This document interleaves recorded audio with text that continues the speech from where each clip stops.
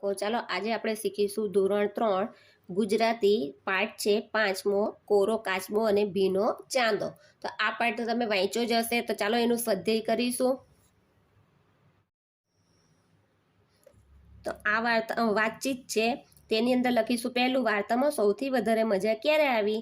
તો અહીંયા જવાબ નહીં આવતો એટલે હું નોટમાં તમને લખીને બતાવીશ। તો ચાલો, આ વાર્તામાં સૌથી મજા ક્યારે આવી? તો જવાબ આવશે જ્યારે બધા જ નાના વાંદરાઓ પાણીમાં ચાંદાને પકડવા જતા હતા ત્યારે તેઓ પાણીમાં પડી ગયા, તે જોવાની અમને સૌથી વધારે મજા આવી। પછી છે બીજું, વાંદરા પાણીમાં પડી ગયા ત્યારે તમને કેવું લાગ્યું? તો જવાબમાં આવશે ખૂબ મજા આવી અને વાંદરાની જેમ ખડખડાટ હસ્યા અમે। તમને કયું વાંદરું સૌથી વધુ ગમ્યું? તો મિકી નામનું વાંદરું સૌથી વધુ ગમ્યું। તમે તોફાન કરતા વાંદરાઓને કે કૂતરાઓને જોયા છે? તે શું કરતા હોય છે? તો જવાબમાં આવશે હા, અમે વાંદરાઓને જોયા છે, તેઓ ડાળીઓ પર કૂદાકૂદ કરતા હોય છે। તમે ઘરમાં કેવા કેવા તોફાન કરો છો? તો લખીશું અમે ઘરમાં મમ્મી સાથે વસ્તુ લેવાની જીદ કરીએ છીએ, બહાર રમવા જવાનું વગેરે તોફાન કરીએ છીએ। જવાબ લખો। વાંદરાના બચ્ચાઓ કેવા કેવા તોફાન કરતા હતા? તો વાંદરાઓના બચ્ચાઓ ઝાડની ડાળીએથી ઊંધે માથે લટકે, બીજાની પૂંછડીઓ ખેંચીને એકબીજા સામે કચકચ દાંત કાઢે વગેરે તોફાન કરતા હતા। બીજું, પાણીમાં પડેલો ચાંદો તરતો હશે કે ડૂબી ગયો હશે? તો જવાબમાં આવશે પાણીમાં પડેલો ચાંદો તરતો હશે। ચાંદો તળાવમાં ક્યાં પડેલો હશે? તળિયે કે સપાટી ઉપર? તો જવાબમાં આવશે ચાંદો તળાવમાં સપાટી ઉપર પડેલો હશે। બચ્ચાને એવું કેમ લાગ્યું કે ચાંદો પાણીમાં પડી ગયો છે? જવાબમાં આવશે બચ્ચાને એવું લાગ્યું કે ચાંદો પાણીમાં પડી ગયો છે કારણ કે પાણીમાં ચાંદાનું પ્રતિબિંબ દેખાતું હતું। ચાંદાને તળાવમાંથી બહાર કાઢવા માટે મિકીએ કયો ઉપાય બતાવ્યો? તો જવાબમાં આવશે જગ્ગુ ઝાડની ડાળીને પકડીને લટકશે, ચીંપુ તેની પૂંછડી પકડીને લટકશે અને મોન્ટી ચીંપુની પૂંછડી પકડીને લટકશે તેવો ઉપાય એણે બતાવ્યો। ચાંદો તળાવમાં અને આકાશમાં બંને જગ્યાએ કેમ દેખાતો હશે? તો જવાબ આવશે કારણ કે ચાંદો આકાશમાં જ હોય છે, તળાવમાં તેનું પ્રતિબિંબ દેખાય છે।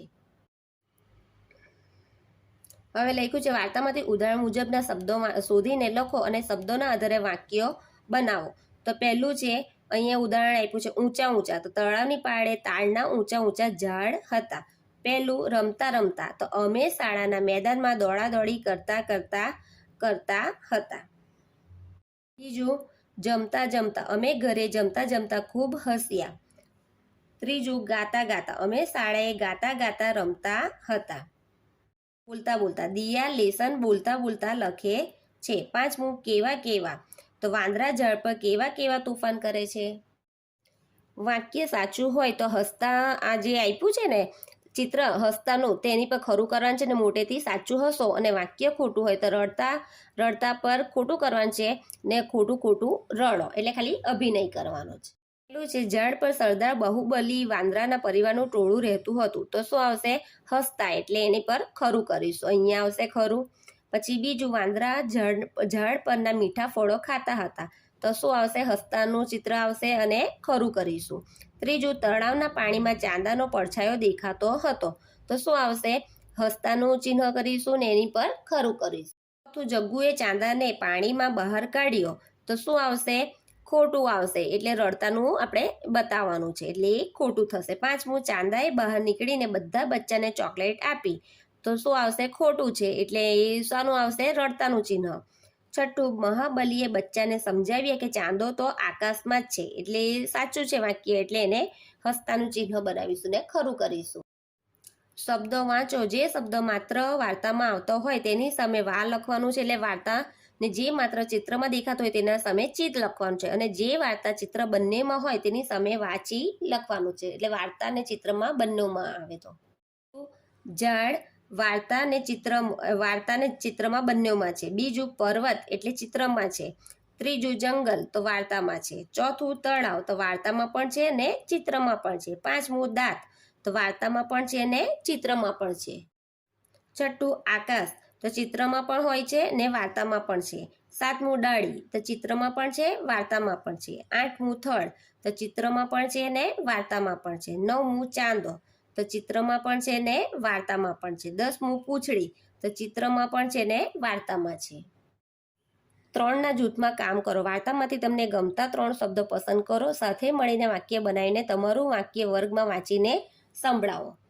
શું છે પૂનમ? તો પૂનમની રાત્રે ચંદ્ર થાળી જેવો ગોળ દેખાય છે. પહેલું આપણે લખીશું, અહીંયા મેં લખ્યું છે, તો તમે પણ એ પ્રમાણે અંદરથી શોધીને લખી શકો છો. તો પહેલું છે વાંદરા. તો વાંદરાભાઈનું ટોળું જંગલમાં રહે છે. તળાવમાં ચાંદાનું પ્રતિબિંબ દેખાય છે. ત્રીજું મોન્ટી, એકબીજાની પૂંછડી પકડી પાણીમાં હાથ નાખ્યો. બોલે છે ને કહો. તો પહેલું નક્કી ચાંદો પાણીમાં પડી ગયો છે. તો આવું કોણ બોલે છે? જગ્ગુ બોલે છે. બીજું નાના આ ચાંદો નથી, આ તો સરસ મજાનું ફળ છે. તો કોણ બોલે છે? ચિંપુ બોલે છે. ત્રીજું ચાંદો હોય કે ફળ એને પાણીમાંથી બહાર કાઢો. તો કોણ બોલે છે? મોન્ટી બોલે છે. વાહ કેવી મજા પડશે, કામ પણ થશે અને ગમ્મત પણ થશે. આવું કોણ બોલે છે? જગ્ગુ અને મોન્ટી બોલે છે. 5મું એ તો ચાંદાનું પ્રતિબિંબ છે, આકાશમાં જુઓ એ રહ્યો તમારો ચાંદો. તો આવું કોણ બોલે છે? મહાબલી બોલે છે. વાક્યને વાર્તાના ક્રમમાં ગોઠવો. તો જે વાક્ય અહીંયા વાક્ય આપ્યા છે એને આપણે વાર્તાના જે પહેલા શબ્દ આવતા હોય વાર્તા પ્રમાણે તે પ્રમાણે ગોઠવવાનું. તો પહેલું આવશે ઝાડ પર સરદાર મહાબલીનો પરિવાર રહેતો હતો. પછી બીજું વડીલ વાંદરા ઘસઘસાટ ઊંઘતા હતા. પછી ત્રીજું બાળ વાનર સેનાએ તળાવમાંથી ચાંદો બહાર કાઢવાનું નક્કી કર્યું. પછી ચોથું જગ્ગુ, ચિંપુ, મોન્ટી, મિક્કી પૂંછડી પકડી પાણી સુધી પહોંચ્યા. પછી 5મું જગ્ગુના હાથમાંથી ડાળીની પકડ છટકી ગઈ. અને 6થું તળાવમાંનો ચાંદો કાચની બંગડીની જેમ તૂટી ગયો. એક ગીત છે. તો આ ગીત પરથી આપણે કેવી રીતે સ્વાધ્યાય કરવાનું છે તે ચાલો આપણે જોઈએ. કેવી છે લખો. કેવી છે તો પોપટની ગોળ ગોળ આંખ, લીલી લીલી પાંખ.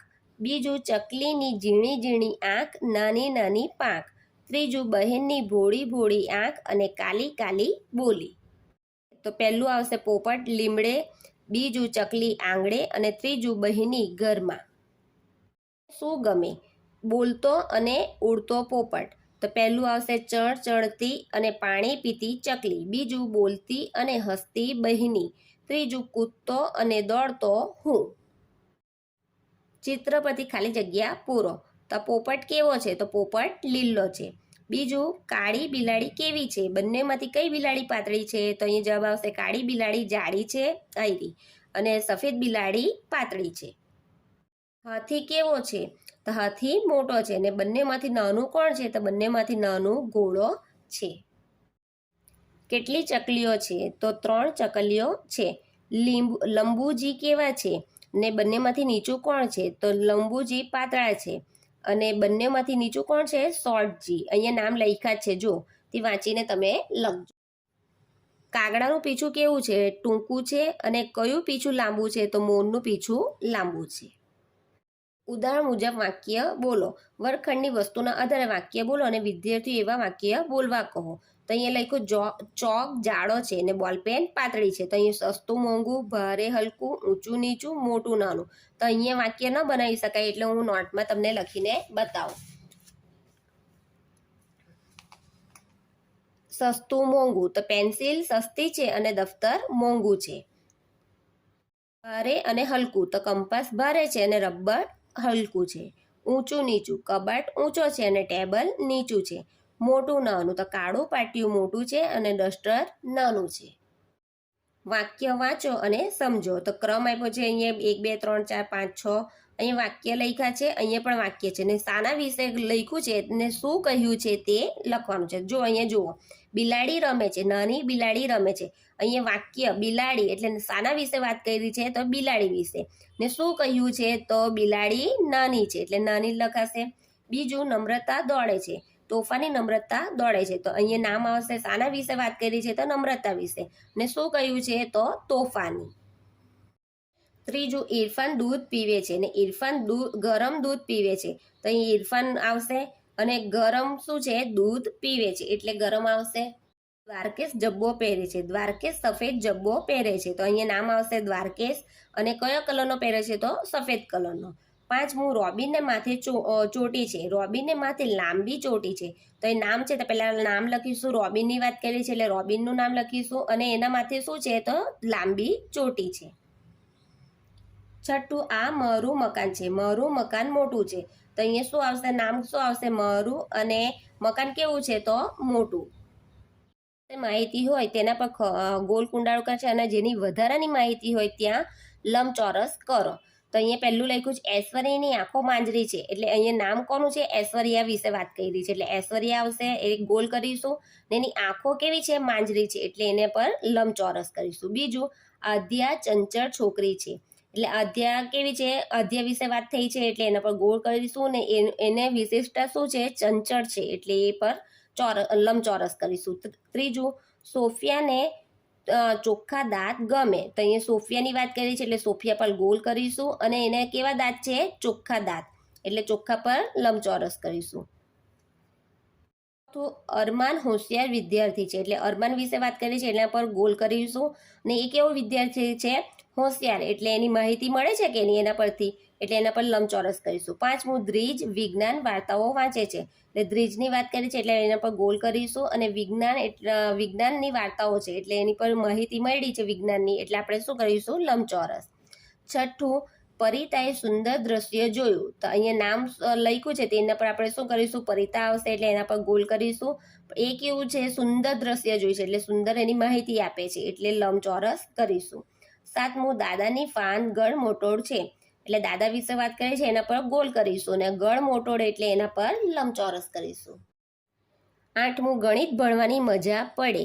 તો ગણિતની વિશે વાત કરી છે એટલે એના પર ગોલ કરીશું અને ભણવાની એટલે એના પર લંબચોરસ કરીશું. નવમું, શિયાળામાં તો ઠંડી જ હોય ને.